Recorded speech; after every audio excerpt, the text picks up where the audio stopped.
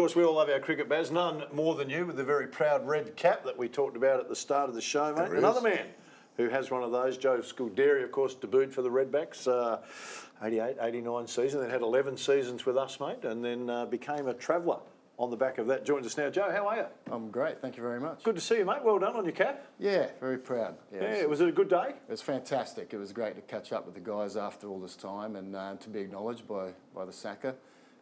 So it was great to see everyone again.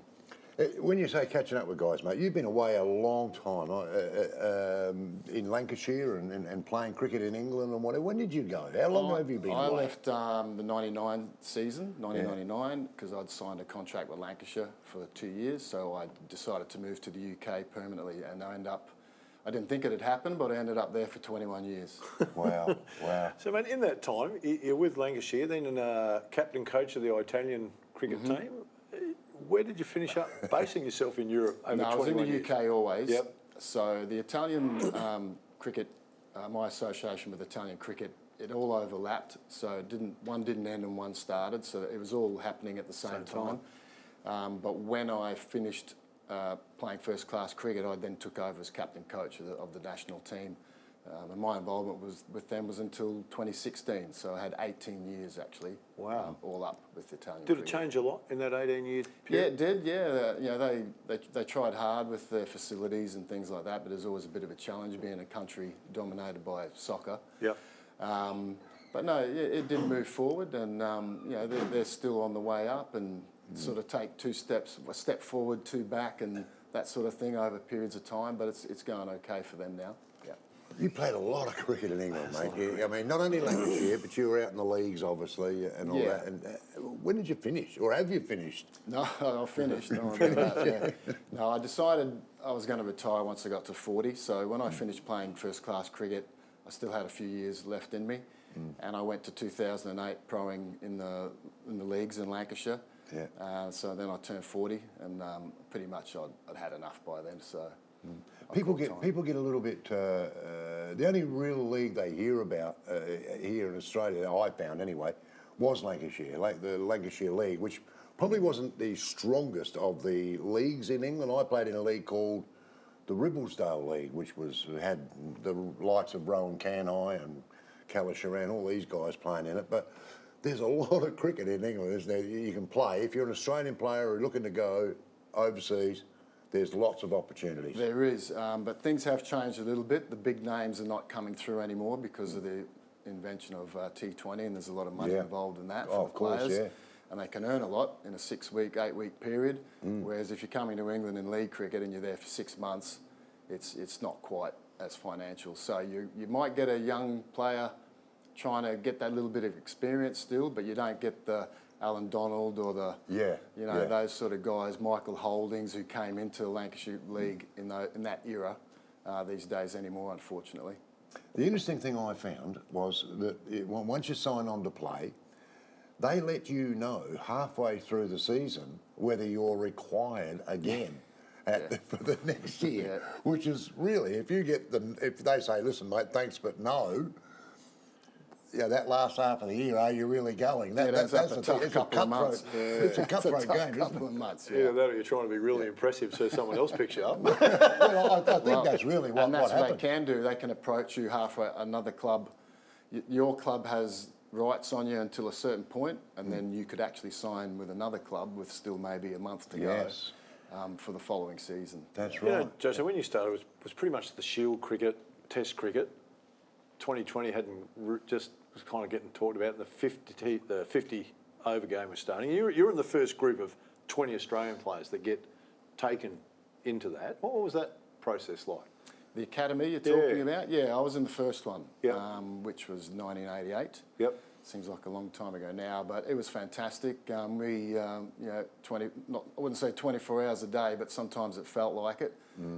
We were training in the morning, training in the afternoon. We were either in the gym, and doing everything else that was involved with cricket. So that period, it was also 12 months. I think now, I'm not even sure if it's still carrying on, but I think it's shortened. It's in Queensland. But everyone had to up sticks from their home states and come to Adelaide, and we stayed at St Mark's College, and we're across the road from Adelaide Oval, which made it nice and easy for us. But it was great. And there was a bidding war for you too as well, because you were from Queensland. Now you come down to Adelaide, you're in the academy here.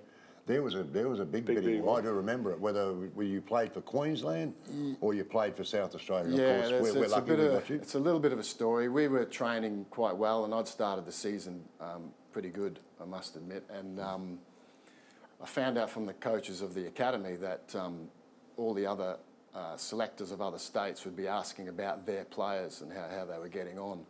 And I found out that Queensland selectors weren't asking about me. They were asking about Stuart Law and Carew, these guys who played. And I said, they're asking how I'm going, and they're sort of, well, no, they haven't been mentioning your name. So at that point, I'd made myself available for South Australia. And then I basically had 10, 11 years of You had a terrific career with us, mate. You had a great career with us. A really good all-rounder. Quick, mate. Medium, quick, mate. How would you describe yourself, mate? No, don't call me Zippy, mate. Zippy. Hey, mate, what are you talking about? Zippy's a good one. The other one they always talk about through that period for you was the Duke ball versus the Kookaburra, because Duke's played in England, Kookaburra in Australia. Which did you find easier to Well, it really bowl depends on the surface, because in Australia the surface is a little bit more abrasive, and league cricket using the Duke ball, it lasted a lot longer, so you could swing it for longer periods of time. In first-class cricket, it didn't last as long because the wickets can be abrasive in first-class cricket because they're prepared a little bit, I wouldn't say better, but to first-class standard. Whereas in league cricket, you tend to be a bit green and a bit juicy. It rained all week, and the covers only went on the Thursday or something like that. So the ball tended to last longer in league cricket. You know, mate, normally I work with a cricketer, so some of them don't have a lot of other skills, mate. They play cricket, and then that's kind of where it finishes, starts and finishes. Now, mate, he's a drummer. Exactly. Loves the drummer. And I did a little bit of look up just before we came in on him, and I love a couple of the names of the bands that you're not currently with, but you have been with. Joe's Publics. Yeah. And this is my favourite, the Hot Dog Hobos. Where'd you get that name from, mate? Well, I didn't come up with it. It was, I think, our bass player at the time came up with it, and we thought, it's a bit different and a bit catchy, so we used it. But I've been playing drums since I was a little kid. But once the cricket stopped, I was looking for something to occupy my time, really, apart from coaching, but just for the weekends because I wasn't playing anymore. And I just got back into it and hooked up with a few guys who good players, good guitarists and singers, and ended up in a couple of tribute bands and AC/DC tribute bands and travelling around the UK. Playing drums in pubs and festivals, and it's fantastic. Hence why I've still got the long hair to sort of fit in with the image of it. So you still get on the sticks, mate? You get on it? I've not played since I left, which was November last year. But I'm looking around to see if anyone's keen to start something up. But in North Queensland, in a small country town, it's a little bit limited. Not a lot of heavy metal in the Queensland country town, mate? No. I'm going to ask you this, mate, because that's what I found fascinating playing in England.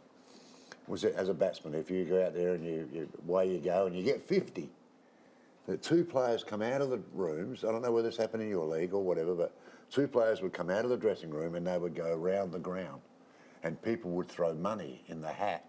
And at the end of your innings, when you came back in, it was all... You get the hat. It made into notes, and it was in an envelope in your locker. Right. So if you went on to make 100, out they come again, around they go. And the same with a bowler. If he got 5 wickets, they would do the same thing. Did that happen in your league? It still happens, yeah. It's amazing. It still goes on. So if you had a good year, you got a little bit of extra change. Extra cash. But the rule of thumb is that you bought a round of drinks for the players. Yes. And then you kept the rest of it. That was all you were obliged to do with that money? Yeah. That's right. It was quite amazing. What you do, Phil, is you find yourself looking for them. Just check it. You've missed someone. You've missed someone. There's someone over there on a trip. All I'm thinking when Joe says that, you've got to buy the first round. I've seen the way the English go at their grog, mate. I reckon you've got to get out quick, otherwise that money you've got's gone. And I made 50, but it cost me a couple hundred extra. Yeah, well, it generally did anyway. I mean, if you bought 11 pints, you know, I mean, out of the money. Just quickly, because unbelievable career. Are there a couple of moments, humour-wise, that stand out for you? Just funny things that have happened? Oh, gee, you put me on the spot there. But my humour was probably dealing with umpires more than anything. Just occasional things that might pop up that you sort of, rack your brain, think, how did that happen? Or one game I remember in league cricket, an umpire kept no balling me. So the next ball I ran in and I bowled it from behind him. And I said, was that one all right? And he just sort of looked at me and didn't no ball me again during the game. But no, look, playing with the guys, there's a lot of humour in the dressing rooms. You know, people like Tim May, pretty funny fellas, and you know, they always break the ice in some form of way, and it's just a great environment to be in. It's probably the thing I miss the most. Yeah. I think as you know, as sports people do, you miss that team environment and the change room and what goes on in there. Yeah, no doubt. And a little bit of media, but we won't talk about that, Joe, because we can't tell that story, which is very sad. But I work with Joe in the media a little bit as well. Oh, yes, you did tell me the story. It was very unfortunate we can't tell it, but I'm sure Joe doesn't want to tell either. it was. I'll put it this way. I'll just give you this. It was one of the funniest moments that I've ever had in a commentary box there. Right. So I can't. We're talking about the story about the mound. Is that where Unfortunately, we can't go on. Hey, Joe, we'll cut him off before it goes any further, mate. You've had an outstanding career, mate. It's been a ripper. Mate. Appreciate your time. Congratulations again on the Red Cup too, mate. Thanks for having us. Thank you. Yep, Joe Good to see you, Scuderi is mate. our special guest. Stay with us.